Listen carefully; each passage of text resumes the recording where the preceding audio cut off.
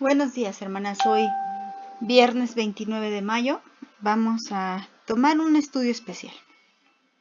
Hoy es día de que nos reuníamos normalmente para estudiar y analizar la palabra de Dios. Y vamos a decir exactamente hoy, viernes, que nos toca estudio del Apocalipsis, vamos a estudiar esta serie que hemos venido llevando, la serie La Victoria que ha vencido al mundo, pero la vamos a estudiar juntamente con estas profecías que ya hemos visto acerca del Apocalipsis. Tenemos pendiente todavía resolver las preguntas del cuestionario que tenemos en nuestras hojas, pero esto lo vamos a ver más al ratito, si así Dios lo permite. Pero antes vamos a meditar en la palabra del Señor. Y les decía que hoy es un tema especial porque hablando de la fe, de esta importancia de la fe, vamos a hablar la fe, pero en los últimos tiempos. El tema de hoy es el tema número 7 y se llama ¿Hallará fe en la tierra? Y vamos a leer lo que nos dice el Evangelio según San Lucas en el capítulo 18, versículos 7 y 8.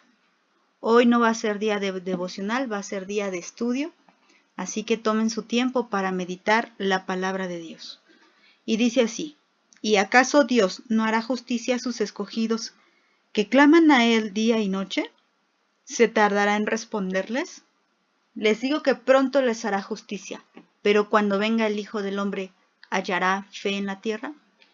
Cuando nuestro Señor Jesús estaba diciendo estas palabras, estaba dando un ejemplo a los que escuchaban, juntamente con sus discípulos también, y les hablaba acerca de una mujer que le era necesario acudir a un juez para que le hiciera justicia.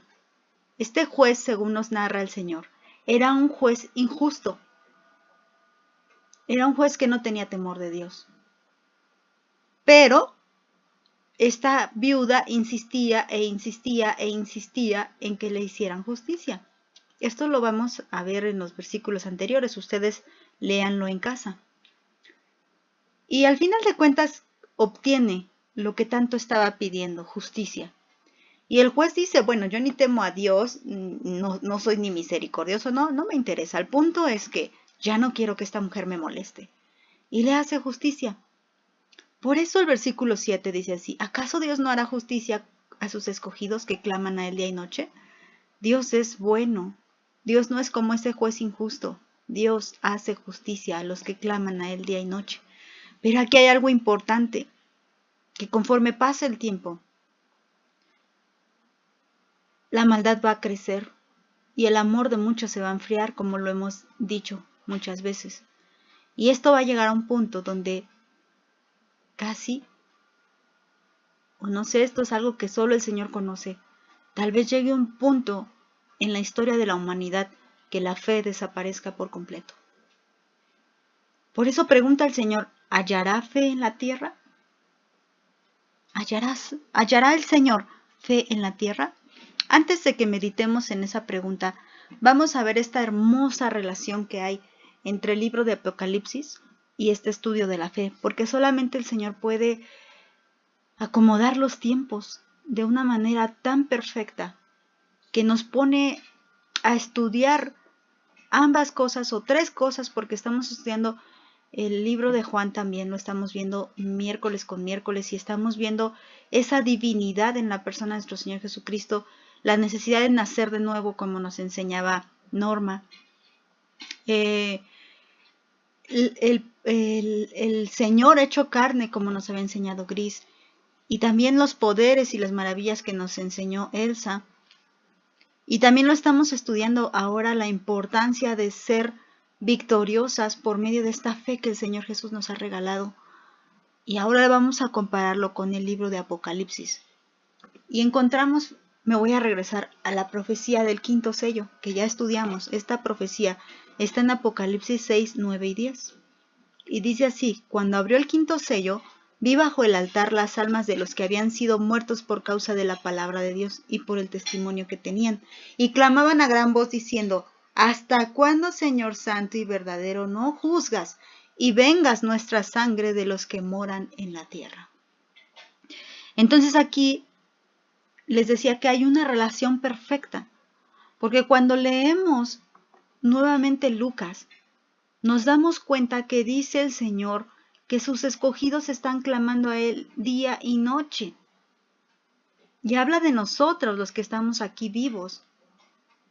Estamos aquí vivos y clamamos a Él día y noche. Y clamamos para que el Señor haga justicia. Y dice el Señor aquí, está dando respuesta pronto, pronto se hará justicia. Cuando leemos el quinto sello, no hemos llegado al último punto cuando el Hijo del Hombre venga. Esto sucede antes, o está sucediendo antes de la venida del Señor, porque ya hay muchísimas personas que han entregado su vida por Cristo. Muchas personas que ya han muerto por causa de la palabra de Dios. Y el clamor de ellos será oído por el Dios santo y verdadero.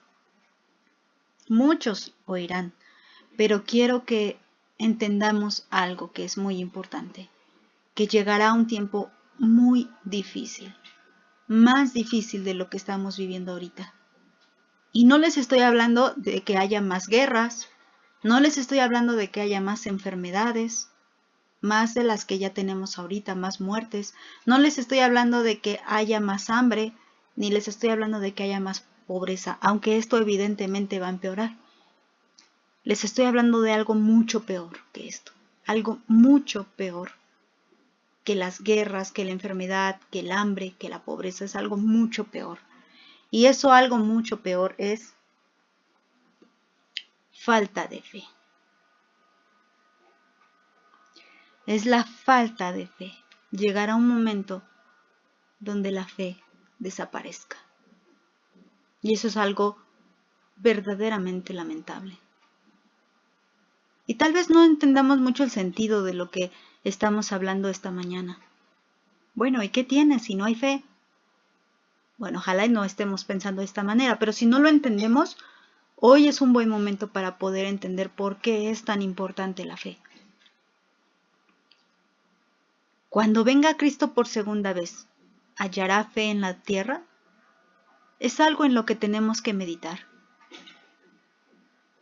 ¿Por qué el Señor hizo esta pregunta? ¿A qué se refería nuestro Señor Jesucristo cuando preguntó esto? Si estábamos hablando de orar y de pedir misericordia y justicia, ¿por qué habló después de esto? ¿Por qué preguntó después esto? ¿Por qué? Pues vamos a empezar primero por qué es la fe. Y todas ustedes saben que el concepto de la fe viene ahí en Hebreos 11:1. Dice, es pues la fe la certeza de lo que se espera, la convicción de lo que no se ve. En otras palabras, en la versión Dios habla hoy, que viene un poquito más fácil, es tener fe, o más bien tener fe es tener la plena seguridad de recibir lo que se espera. O sea, estoy plenamente segura, no cabe la menor duda que lo que yo estoy esperando lo voy a recibir. Esperamos justicia, la vamos a recibir. Esperamos a Cristo, lo vamos a recibir. Es tener la plena certeza de que lo que estamos esperando se va a recibir. Es estar convencidos de la realidad de las cosas que no vemos. No veo a Dios, pero estoy convencida de que Él existe. No he visto el cielo, pero estoy convencida de que existe. Esto es la fe. Pero me puse a buscarlo ahí en el internet y encontré esto. Y entonces fue que vi algo. A ver si ustedes lo notan. Vamos a leerlo. Según el internet, en la primera definición de lo que es la fe, dice así: creencia y esperanza personal en la existencia de un ser superior, un dios o varios dioses, que generalmente implica el seguimiento de un conjunto de principios religiosos, de normas de comportamiento social e individual y una determinada actitud vital, puesto que la persona considera esa creencia como un aspecto importante o esencial de la vida, es tener fe. Y les decía, hay un grave problema en todo esto, hay un grave problema en esta definición. Si una persona quiere decir o quiere saber lo que es la fe y lo pone en el internet y lo primero que sale en el internet es esto, pues obvio que hay una gran confusión Y si algo no se conoce por su concepto real, que es el que tenemos en Hebreos 11:1, que esto es lo que nos dice Dios, recuerden que el que hizo la fe fue Dios. Y Dios nos está diciendo que es la fe. Entonces el concepto más apegado a la realidad, o totalmente apegado, discúlpenme que hubiera dicho más apegado, sino totalmente apegado a la realidad, es lo que está en la palabra de Dios. Ese es el verdadero concepto, pero si alguien que no lo sabe busca en internet y aparece esto, pues entiendo la confusión y como consecuencia también entiendo que al final se pierda aquello que ni siquiera sabías lo que era. Y no sé si ustedes detectaron el problema. Aquí está el problema. El problema es que dice que la fe es tener la esperanza en un Dios, fíjense, o en un ser superior, dice, o varios dioses. Es que alguien pone su esperanza y dice ahí personal. O sea, cada quien puede creer lo que quiera, en un Dios o en varios dioses. Eso es tener fe. No. Es cierto que cada quien cree lo que quiere, pero eso no es tener fe. La verdadera fe, ya acabamos de leer el concepto. Pero aquí, según este diccionario o según esta información de internet, la fe es la esperanza en un Dios o en varios dioses. Nos habla de principios religiosos cuando no puede estar más alejado de la realidad. Tener fe no es un montón de reglas religiosas. Tener fe es un concepto más sencillo. Es estar plenamente convencido de que Dios existe. Y tú puedes decir, pues yo estoy convencido de que Dios existe. ¿Ah, sí? ¿Y por qué no hablas con Él? ¿Y por qué no lo escuchas? ¿Por qué no lo obedeces? Si sabes que hay un Dios que creó el universo, ¿por qué no te dejas guiar por su palabra? Es más fácil llevar un montón de principios religiosos que dejarse guiar por Dios. Y aquí está el problema. Y entiendo entonces por qué en un futuro, no sé si lejano o no muy lejano, la fe vaya a desaparecer. Pero vamos a continuar. Vamos a continuar con lo que dice. Déjenme, veo. Vamos a ver qué dice. Efesios 2, 8 y 9. Porque vamos a contestar. Bueno, ¿y por qué es tan importante? ¿Por qué es tan importante tener fe? Doy tiempo también para que busquen ustedes, por favor, busquen también ustedes Efesios 2, 8 y 9. Y la palabra de Dios dice así, porque por gracia son salvos por medio de la fe. Y esto no de ustedes, pues es don de Dios, no por obras para que nadie se gloríe. La fe es tan importante porque hay una salvación en Cristo. Por eso debo creer, porque hay una salvación que viene a mi vida a través del sacrificio de Cristo. Y cuando yo pongo la fe en Cristo, yo soy salva. Hebreos 11:6 dice de la siguiente manera. Pero sin fe es imposible agradar a Dios, porque es necesario que el que se acerca a Dios crea que le hay y que es galardonador de los que le buscan. ¿Por qué es importante la fe? Pues si yo digo que creo en Dios, debo de agradarle. Y si yo no tengo fe, no puedo agradar a Dios. Volvemos a lo mismo. Mucha gente dice, sí, pero yo creo en Dios. Sí, pero cada vez que el Señor te ordena algo, tú no crees en lo que Él te ordena. Y sin fe es imposible agradar a Dios. Si el Señor te dice, haz esto o no hagas esto, obedécelo porque tú crees en Dios y crees que Él no se equivoca. Crees que Él es bueno. Y hay un concepto muy amplio de lo que es Dios y que poco a poco, conforme tú vayas avanzando en tu vida y en el conocimiento de la palabra, vas a ir conociéndolo más y más y más. Y agradándole más y más y más. Esperando que así sea tu caminar. Luego me voy a regresar ahí mismo en el libro de Hebreos, pero en el capítulo 3, en el versículo 14. Dice, porque somos hechos participantes de Cristo con tal de que retengamos firmes hasta el fin nuestra confianza del principio. ¿Por qué es tan importante la fe? Una vez que llega la fe a mi vida, es importante que la retenga hasta el final, porque de otra manera no podré estar con Jesucristo. Mi Señor dijo que Él iba a preparar lugar allá arriba en el cielo. Pero la única forma en la que yo pueda estar allá arriba, en ese lugar tan hermoso que Él preparó para mí, es teniendo fe y reteniéndola hasta el final. Así que es muy importante que retengamos la fe hasta el final. La fe es importante porque en ella hay salvación, porque ella me ayuda a agradar a Dios y porque ella me ayuda a estar con Cristo. Vamos a ver otra comparación con el libro de Apocalipsis en referencia a la fe.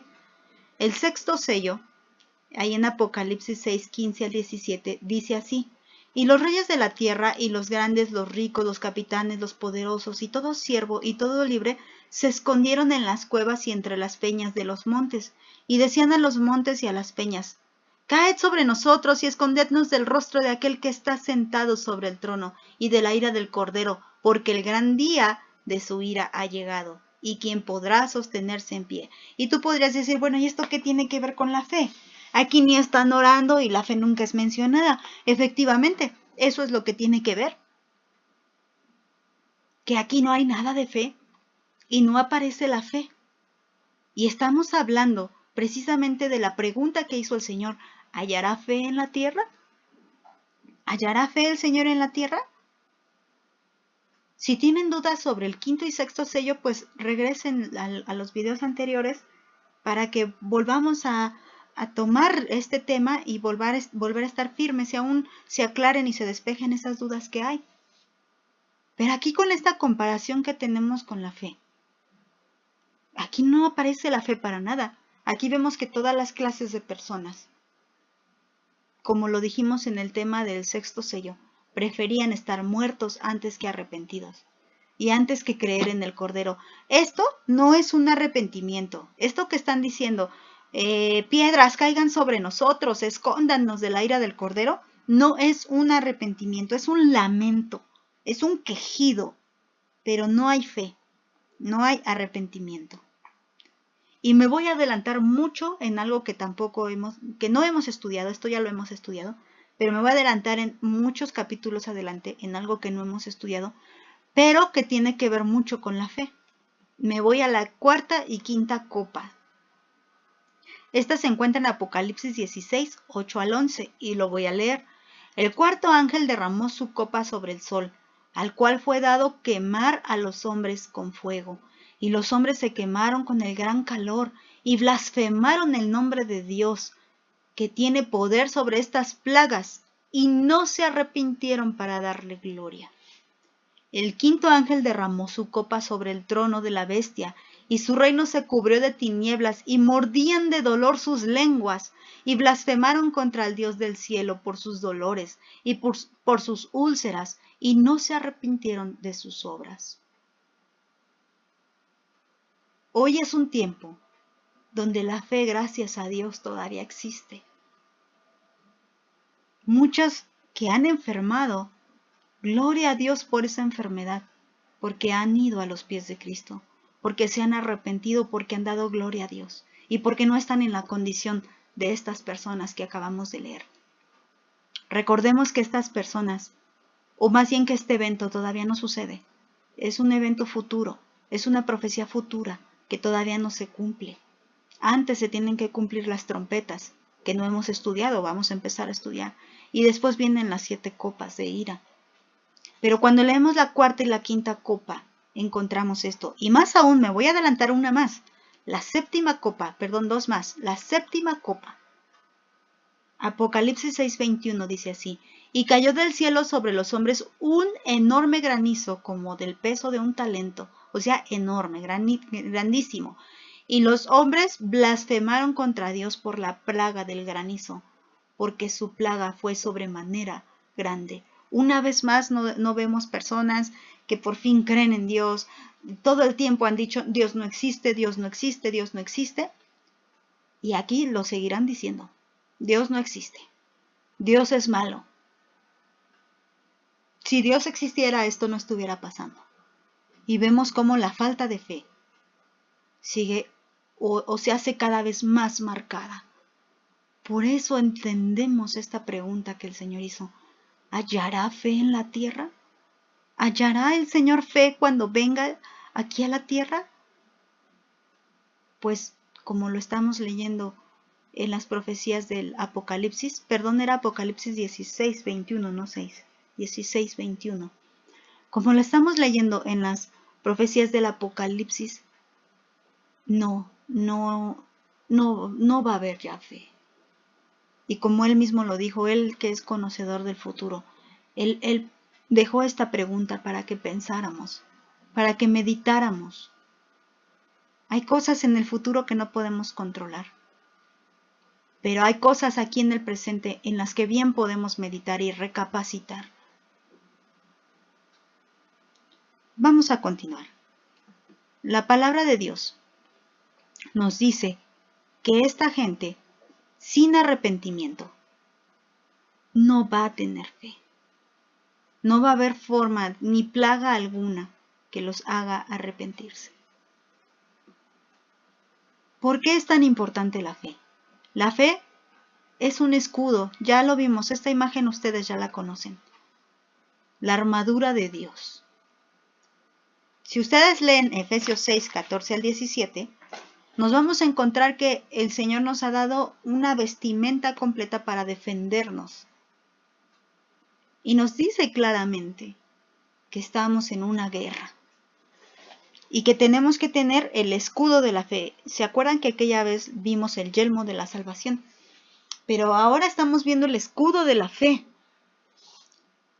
Ese escudo, ahí lo marca de otro material, pero el escudo se creía que era un escudo de cuero mojado, porque dice ahí el mismo apóstol que Satanás iba a enviar dardos de fuego y nosotros teníamos que cubrirnos con ese escudo de cuero mojado que nos protegieran de esos dardos para que los dardos cayeran en ese escudo y al estar mojado ese escudo apagara los dardos de fuego. Y hay muchos dardos de fuego que Satanás envía contra los hijos de Dios, contra la fe. Porque si quita ese escudo de en medio, si quita ese escudo ya no hay quien nos proteja. Si ha quitado el escudo, entonces ya también puede acabar con el yelmo, también puede acabar con la espada, también puede acabar, bueno, no porque acabe con el espíritu, pero te la puede quitar de las manos para que ya no tengas cómo atacar. Y cada que predicamos la palabra de Dios estamos atacando ese reino de las tinieblas. Porque cuando alguien conoce la verdad, esa persona es libre. Y hay uno menos del otro bando, por así decirlo. Hay uno menos. Entonces la palabra de Dios nos dice que nosotros debemos de protegernos con ese escudo, el escudo de la fe. Así que la fe es tan importante porque me da salvación. La fe es tan importante porque me ayuda a agradar a Dios. Es tan importante porque me va a llevar a la presencia con Cristo. Y también es tan importante porque es el que apaga los dardos de fuego del enemigo. Pero les decía, me tiene que proteger porque la fe tiene enemigos. Y hoy quiero hablarles de los enemigos de la fe. ¿Por qué el Señor dice, hallaré fe en la tierra cuando vuelva? Y es que hay tantos enemigos de la fe que parece que la van a lograr destruir. Estoy hablando de la fe de las personas de los últimos tiempos. Pero hoy estamos, gloria a Dios, en un tiempo maravilloso, en un tiempo de gracia. Si ustedes estudian la palabra de Dios, se dan cuenta que estamos en el tiempo donde la misericordia de Dios se extiende. Aún estamos en el tiempo de ser parte de la iglesia de Cristo. Pero va a llegar un momento donde la gente va a estar tan cerrada de su corazón que nadie voltee su rostro a Cristo. Y yo no deseo ser parte de esa generación. Le doy gracias a Dios por este tiempo que ha escogido para mí, que es un tiempo muy difícil. Pero yo creo que un tiempo más horrible es el tiempo cuando no haya fe. ¿Estamos viviendo cosas difíciles? Sí, pero aún hay fe. Aún podemos echar mano de esa fe que Jesucristo ha hecho en nosotros. Y vamos a hablar de estos enemigos de la fe. Vamos a analizarlo. Traigo 1, 2, 3, 4 y 5 enemigos de la fe. Yo creo que hay muchos más, pero yo encontré estos 5 en la palabra de Dios y vamos a meditarlos. El primer enemigo que encontré fue precisamente la incredulidad. Y pues claro que tiene que encabezar esta lista, porque es totalmente un opuesto a la fe. La incredulidad, aquello que nos hace no creer. Hay muchos que dicen, es que yo soy escéptico. Pues sí, eres incrédulo. Y en algunas cosas debemos ser incrédulos. Hay gente que cree hasta en los fantasmas y en los ovnis. Y ahí deberíamos ser totalmente incrédulos. Pero la gente prefiere creer esas historias, esos cuentos, a creer en la palabra de Dios. Este enemigo, la incredulidad, es realmente fuerte. Realmente ataca cruelmente al corazón y a la mente de una persona, incluso cuando la persona pueda llamarse cristiana. Vamos a leer el Salmo 78.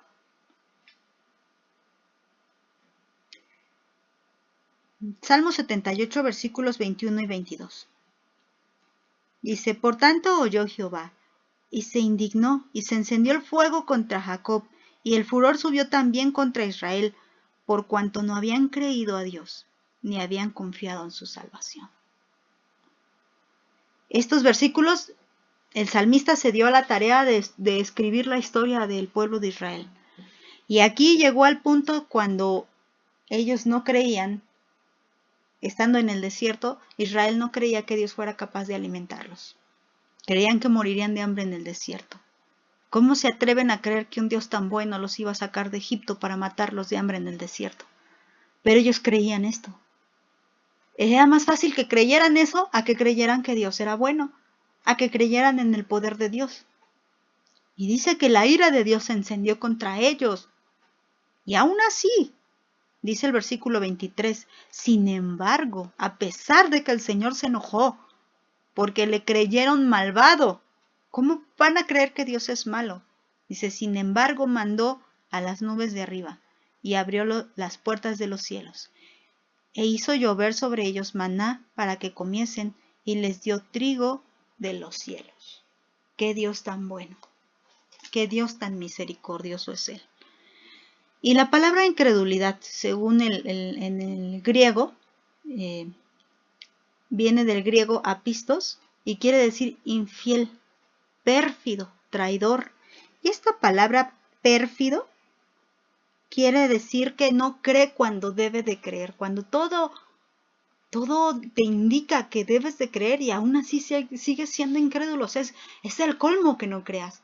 Y esto se refiere a que, ¿cómo es posible que alguien que ya ha conocido la salvación de Dios, alguien que ya ha visto la bondad de Dios en su vida, que siempre el Señor está obrando señales y prodigios en su caminar, y se atreva a no creer en Dios? ¿Será que Dios sí me va a salvar?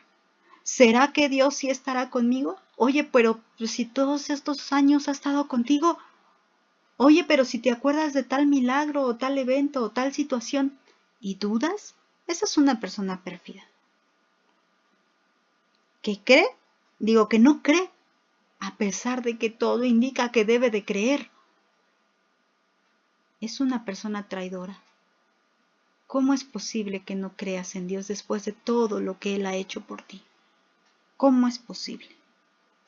Y hay un ejemplo ahí en Mateo 9 del 21 al 24. No lo voy a leer, ustedes si quieren léanlo. Y habla de un hombre que su hijo estaba siendo atormentado por un demonio. Su hijo ya llevaba muchos años, desde que era muy pequeño. El demonio realmente le hacía sufrir. Y él va al saber que Jesucristo sanaba y echaba fuera demonios, él va con Jesucristo, pero cuando va no le halla y los únicos que están son sus discípulos. Y sus discípulos intentan echar fuera a estos demonios y no pueden. Y esto hace que el corazón, si de por sí era una persona escéptica, el padre de este niño, su corazón está luchando en eso de que creo, no creo, creo, no creo, y está luchando. Y nos dicen ahí los versículos 20, del capítulo 9, perdón, los versículos 20 al 24, nos hablan de esta petición tan especial que le dice: Señor, creo, pero ayuda a mi incredulidad. El Señor Jesús, cuando llega y dice, bueno, pues no pudieron sacar los demonios, y entonces el hombre le dice, yo vengo a ti porque necesito que mi hijo sea liberado. Y entonces Jesús le dijo, si crees, al que cree todo lo es posible. Y entonces el hombre le contesta, sí creo, pero ayuda a mi incredulidad. Y es que es naturaleza humana ser incrédulos. Pero la humildad que manifestó este hombre fue aún más grande. Porque reconoció, sí Señor, por naturaleza soy una persona incrédula. Y he visto tantos milagros que has hecho y aún así me cuesta trabajo creerte. Pero ayúdame. Y fíjense qué cosa tan hermosa, porque este hombre estaba reconociendo que hasta para la fe necesitaba la ayuda de Dios, hasta para la fe. Otra forma de manifestar la incredulidad es cuando dudas. ¿Será que sí? ¿Será que Dios está conmigo? ¿Será que Dios me escucha? ¿Será que Dios me ama? ¿Será que Dios me entiende? ¿Será que Dios querrá pasar tiempo conmigo? Y muchas cosas acerca de Dios. Hablemos de el siguiente enemigo de la fe. El otro enemigo de la fe se llama la ignorancia. La ignorancia es el otro enemigo de la fe. Y vamos a leer un versículo ahí en la palabra de Dios. Es en Oseas 4:6. Oseas 4:6. Y permítanme, lo busco. Dice de la siguiente manera: Mi pueblo fue destruido porque le faltó conocimiento.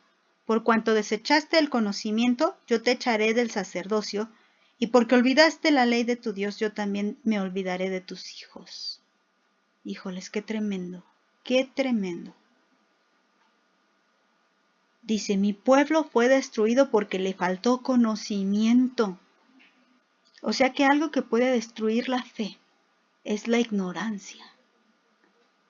Hay mucha gente que llega a un grado de destrucción tremendo porque no tomó tiempo. Se le invitaba a estudiar, vamos a estudiar la Biblia juntos. Ven, vamos, te platico del Señor, ven, escucha la palabra. No tengo tiempo, vamos a orar. No, en otra ocasión. Hay quienes dicen, no, yo quiero algo real, no quiero algo falso, quiero algo que sea tangible. Bueno, pues no dedicaron tiempo al conocimiento del Señor y perecieron y fueron destruidos por ignorancia, por no conocer, por falta de conocimiento, por desechar, por rechazar. Y aquí hay una palabra, rechazar viene del hebreo mahas, que quiere decir despreciar, correr. Fíjense, correr es salir huyendo. Cada que alguien te quiere hablar de la palabra, sales huyendo. Y sentir aflicción, me llamaba la atención también este significado. Sentir aflicción es que es la gente, por ejemplo, que le vas a leer la palabra, ay, cómo es de angustia, no, y ahorita estuviera haciendo otra cosa. O sienten que es pérdida de tiempo leer la palabra de Dios o pasar tiempo con Dios. Sienten que esto no aprovecha de nada y sienten aflicción en su corazón como si estuvieran teniendo un problema real. Sienten aflicción. Corren, huyen del estudio de la palabra. Esto obvio que acarrea malas enseñanzas. Si tú nunca tomas un tiempo para estudiar la palabra, cualquiera en cualquier circunstancia va a venir, te va a contar una historia falsa y tú la vas a creer. Porque nunca te diste tiempo de comprobarlo en la palabra de Dios si era real o no era real. Nunca te tomaste ese tiempo. Nunca te tomaste ese momento a solas con Dios para pedirle su dirección. Así que la ignorancia es tan peligrosa que puede destruir la fe. No permitamos que algo así suceda. Vamos con el siguiente enemigo: la idolatría y la superstición. Estas dos cosas van de la mano. Y la idolatría es tan peligrosa que el apóstol Juan terminó su primera epístola con este versículo, así de corto y así de profundo. Primera de Juan, capítulo 5, versículo 21, el último de la carta. Dice: hijitos, guárdense de los ídolos. Amén. Así.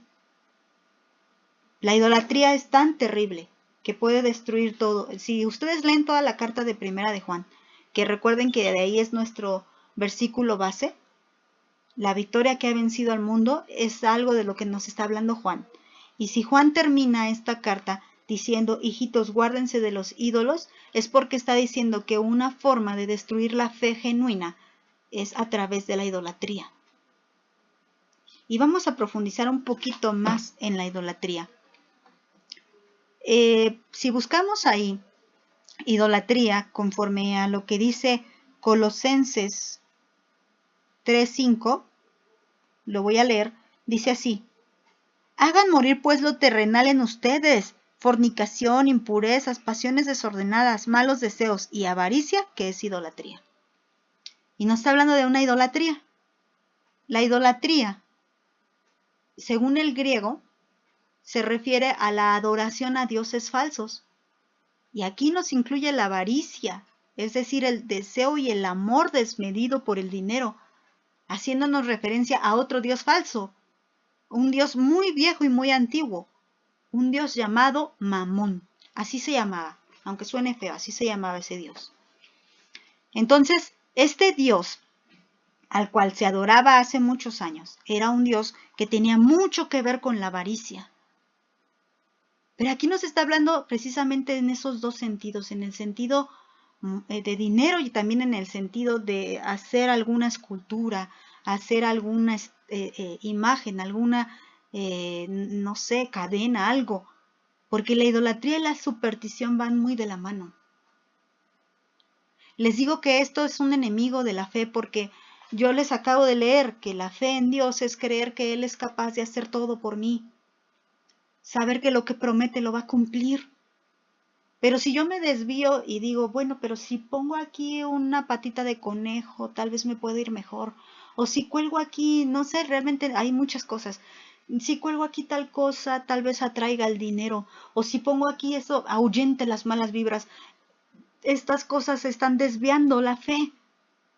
Están golpeando cruelmente a la verdadera fe. Esto no es fe. Recuerden que el concepto erróneo que nos decía el diccionario de internet era que tú podías creer en cualquier cosa o en un dios o en muchos dioses y un montón de prácticas religiosas, y aquel que acumula, por ejemplo, el Feng Shui, que acomoda los muebles de tal manera y que plantas aquí y que figuras acá, esto desvía totalmente la mirada de Dios. Esto no es fe, esto es idolatría y es superstición. Y al Señor no le agrada. Vamos a ver qué tan terrible es la idolatría. En el libro de Levítico, versículo 26:1, encontramos la palabra ídolo. 26:1. Y dice así: no harán para ustedes ídolos, ni escultura, ni se levantarán estatua, ni pondrán en su tierra piedra pintada para inclinarse a ellas, porque yo soy Jehová tu Dios. O Yahvé, si en unas versiones dice yo soy Yahvé tu Dios, en otras versiones dice yo soy el Señor tu Dios. El punto es que hay un solo Dios. el gran yo soy. Eso significa Jehová, eso significa Yahvé, el gran yo soy. Y dice aquí el Señor que no te hagas ni esculturas, ni levantes estatuas, ni pintes nada y te inclines a Él. Hay gente que dice que cree en Dios, pero tiene que tener una imagen.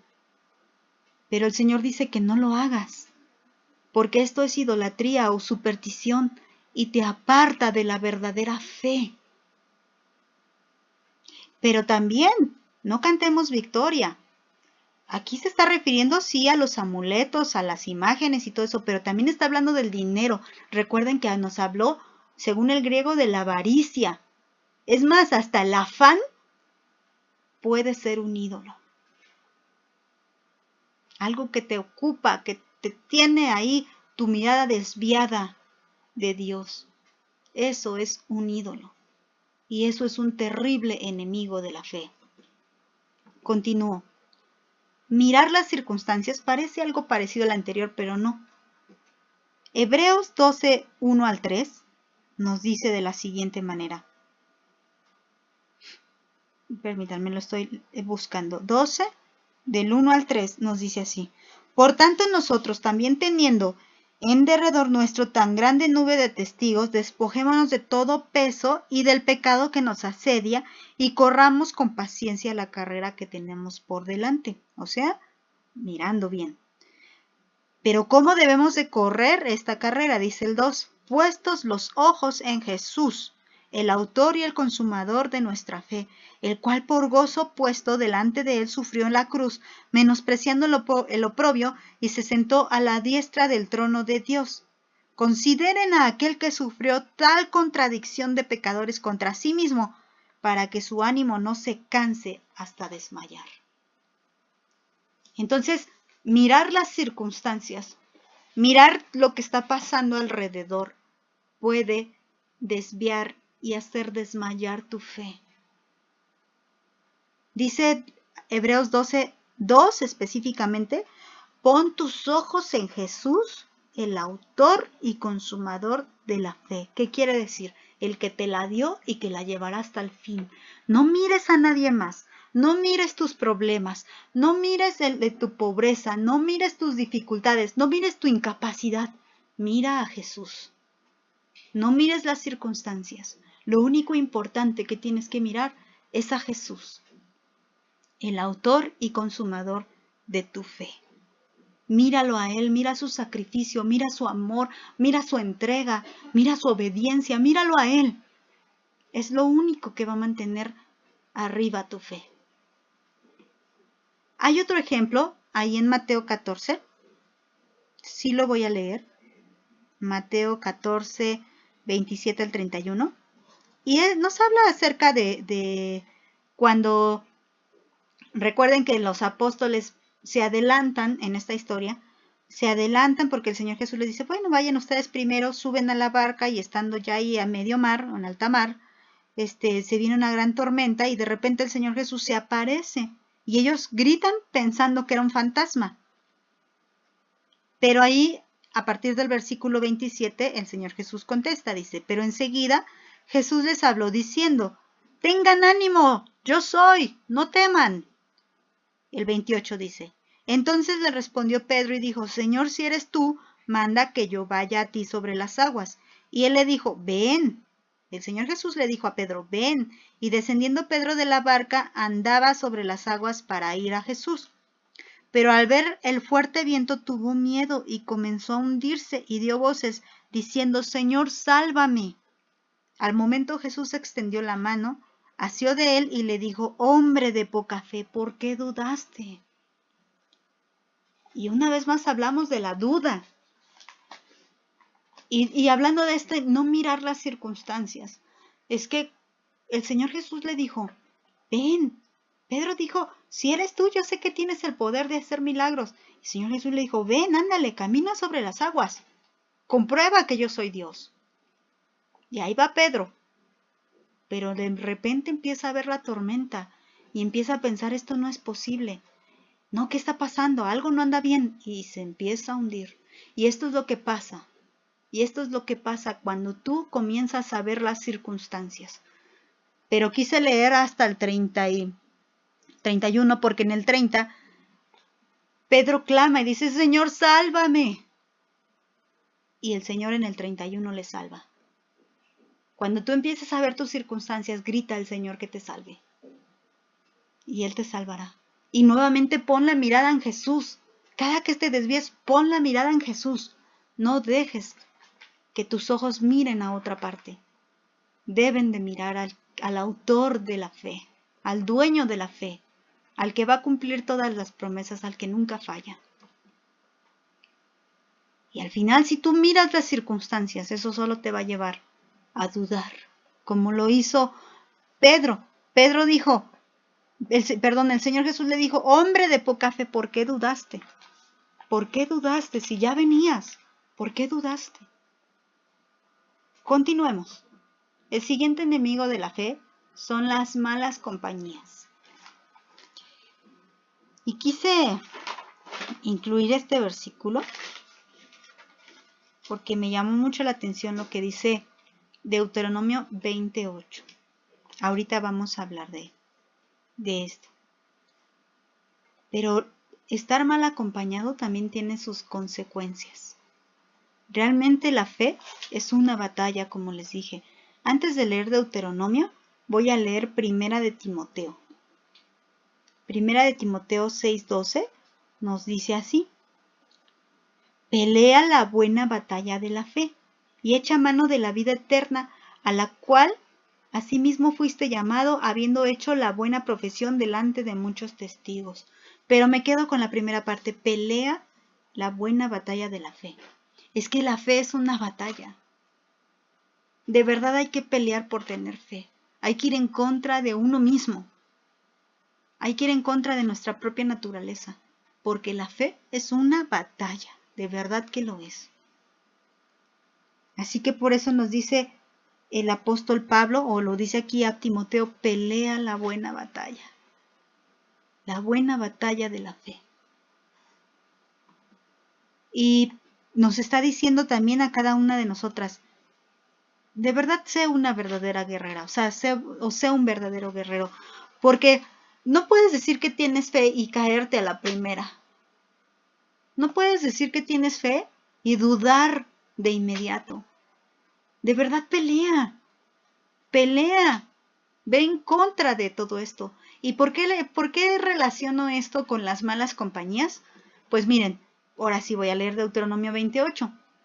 Nos está hablando de las instrucciones que dio Moisés para las personas que debían de salir a la guerra. Y el versículo 8 dice así, volverán los oficiales a hablar al pueblo y dirán, ¿quién es hombre medroso y pusilánime? Váyase y vuelva hacia su casa y no apoque el corazón de sus hermanos como el corazón suyo. Y les decía, la fe es una batalla. Y aquí está hablando de una guerra física y los oficiales debían de hacer como una depuración. Me voy a ir a la guerra, pero tengo que tener mucho cuidado con qué clase de personas me estoy llevando a la guerra, qué clase de hombres van a ir conmigo.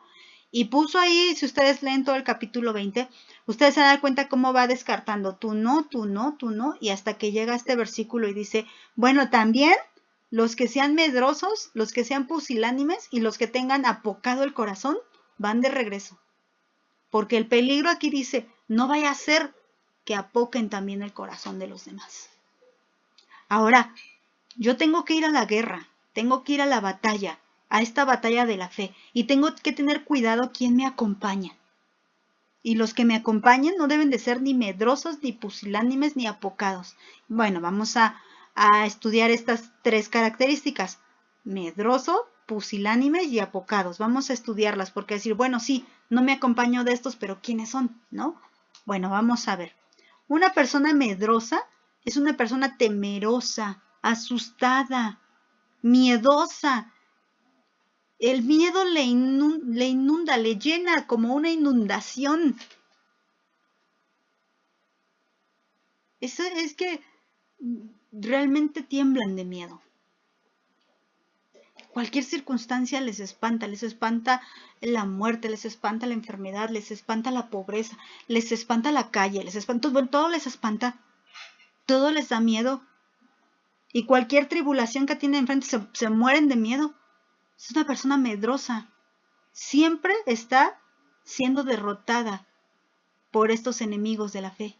Y su fe pues está achicada o tal vez desaparecida. Una persona pusilánime es una persona débil de corazón o tímida. ¿Cómo es un tímido? No se atreve a hablar, no se atreve a decir nada. Se queda con lo que quería decir porque nunca pudo hablar y nunca pudo decir.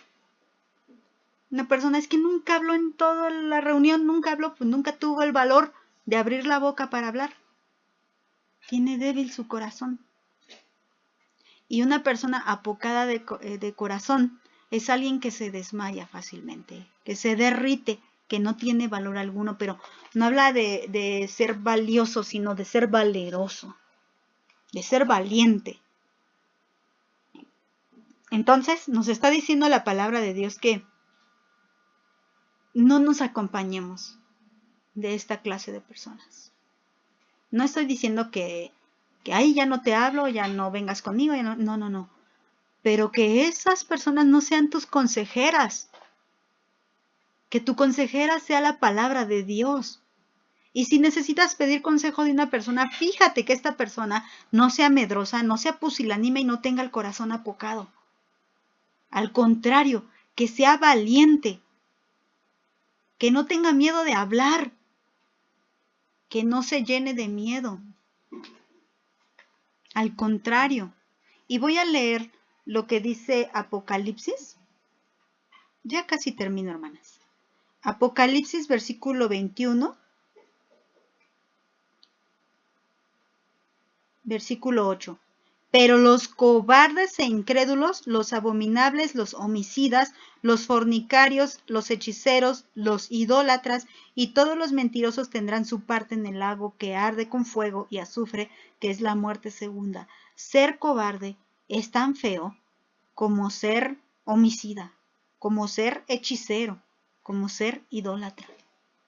Ser cobarde es tan malo como esto. Porque no solo se acobardan, sino que acobardan a los demás. Si se acuerdan que leímos en Deuteronomio 28, está diciendo, no, con ellos ni vayas a la guerra, porque el peligro es que no solamente ellos se mueran de miedo, sino que contagien este miedo y los demás también se apoquen en sus corazones, o sea, que se sientan poca cosa. Cuando Jehová va con ellos, cuando Jesucristo está en medio de ellos, ellos sientan que no tienen poder alguno. Mejor que no vayan a la guerra.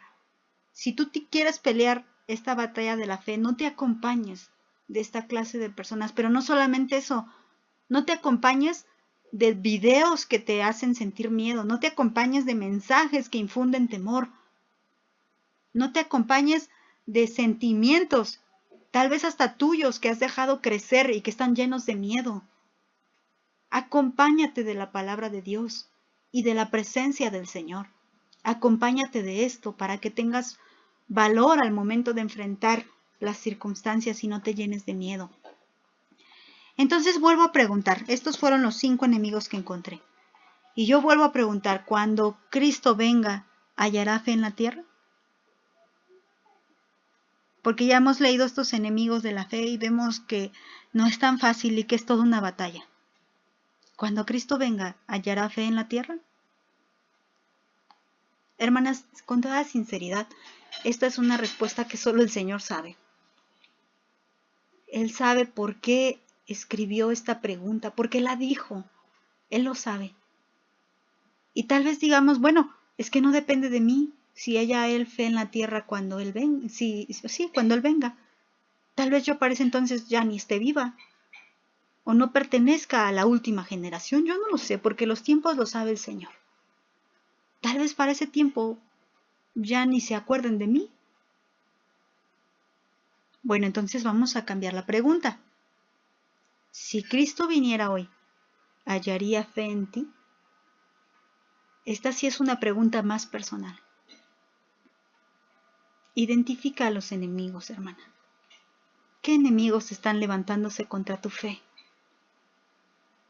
¿Qué enemigos quieren destruir y hacer desaparecer tu fe? No lo permitas. No lo permitas. Defiéndete, levántate, estudia la palabra de Dios. Sigue esta serie que estamos llevando y que vamos a seguir llevando porque vamos a seguir hablando de la fe porque es muy importante. Y alimenta más esa fe en Cristo, que crezca y que crezca y que crezca más tu fe. Aliméntala cada vez más. Medita en esta pregunta. Si Cristo viniera hoy, ¿hallaría fe en ti? ¿Hallaría fe en mí? Yo quiero contestarle, sí, Señor, yo creo en ti. Yo creo en ti. Pero si acaso me encuentro como aquel padre que les platiqué, que viene en la Biblia, ahí en Mateo, si acaso yo estuviera como ese hombre que estoy luchando por creer, yo le diría, Señor, sí creo, pero igual que Él, ayuda a mi incredulidad. Ayúdame a creer, Padre. Meditemos en esta pregunta. No la dejemos al aire. Meditémosla. A cada momento, cada que tengamos oportunidad, Señor, yo no quiero ser como esa generación, esa última generación que no va a tener fe. Yo quiero tener fe en ti. Realmente, como les digo, tener fe es toda una batalla y hay que pelear. Pelea la buena batalla de la fe. Derrota a los enemigos que se han levantado contra tu fe. Y la victoria que vence al mundo es la fe en el Señor Jesucristo por el poder del Espíritu Santo. Recuerda, así se llama la serie, la victoria que vence al mundo. La fe en el Señor Jesucristo. Y bueno, hermanas, vamos a orar, vamos a dedicar este tiempo a nuestro Señor. Vamos a aprovechar para tener esa comunión con Dios, para pedirle directamente a nuestro Dios que por favor fortalezca nuestra fe, que no permita que desaparezca, que nos dé lo necesario, las armas necesarias para pelear contra estos enemigos que se levantan contra nuestra fe, que nos ayude. Vamos a orar, vamos a tomarnos un tiempo con el Señor y después les voy a poner un canto. Me gusta hacer esto porque a mí también me ayuda mucho cuando estoy orando, cuando estoy estudiando la palabra, y escuchar cantos y alabanzas me ayudan a tener ese momento especial con mi Dios. Y si ustedes quieren aprovecharlo también, bueno, pues es algo que les quiero compartir, les quiero dejar para que aprovechen para seguir orando. Vamos a orar, hermanas. Padre, hoy queremos agradecerte que nos hayas regalado el don de la fe, Señor. Queremos reconocer que la fe no viene por nosotras mismas. Tú eres el autor de la fe, pero también eres el consumador de la fe, que quiere decir que vas a llevar hasta el término, hasta que veamos eso cumplido, como lo dice tu bendita palabra, la convicción, la certeza, estar 100% seguras de que te veremos, de que existes, de que eres bueno, de que nos amas. No queremos estar dudando, no queremos tener incredulidad, y sé que a veces las circunstancias se levantan como enemigos poderosos que nos quieren derrotar, que quieren hacernos dudar de tu bondad, hacernos creer que tú no estás de nuestro lado. A veces nos quieren hacer creer que te has olvidado de nosotros, pero no es así, Padre. No es así. Tu amor es incondicional. Tu amor es más grande y poderoso que cualquier cosa. Por eso hoy, Padre, queremos decirte, ayuda nuestra fe. Ayúdanos. Debemos de batallar con tantas cosas. Y tú lo conoces, Padre, porque tú mismo fuiste probado. Tú mismo fuiste tentado. Y tú sabes que Satanás siempre está queriendo hacernos caer y siempre nos quiere destruir, pero Padre, también nos has dicho que tu iglesia es indestructible. Y te agradecemos, te agradecemos. Señor, quiero rogarte como lo hago, Señor, por cada una de mis hermanas, Señor. Por las que se acaban de incluir, por las que llevan desde el principio, Señor, ayuda a que permanezcamos firmes hasta el final en esta fe. que no sea algo temporal, sino que sea duradero, que sea eterno. Hemos creído en ti y creeremos para siempre, no nomás por un momento, Padre. Ayúdanos a creer en ti y a creer en tu palabra, a creer en tus promesas, a creer lo que tú nos dices, Señor, porque tú no mientes, Padre. En fin, Padre, transforma nuestra vida hasta que sea completamente transformada a tu imagen, Señor. Bendito seas, Padre. Bendito sea tu nombre por los siglos de los siglos. Amén.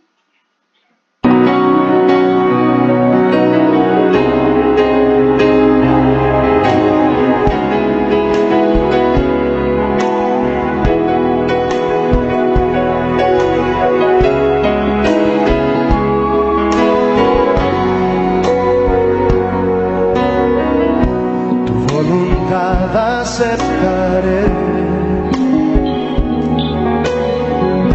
Tú eres soberano, Dios. Tú sabes lo que me hace falta, sabes lo que necesito. Solo de ti quiero aprender. Enséñame a caminar. Quiero confiar en ti, Señor. Mi vida quiero que gobiernes. No tengo más que ofrecerte. Acepta hoy todo mi ser. En tus manos, Señor, tómame. Como barro moldea mi ser. Todo lo que estorbe de mi vida quitaré. Haz en mí lo que quieras, Señor. En tus manos, Señor, tómame. Y como barro moldea mi ser. Todo lo que estorbe de mi vida quitaré. Haz en mí lo que quieras, Señor.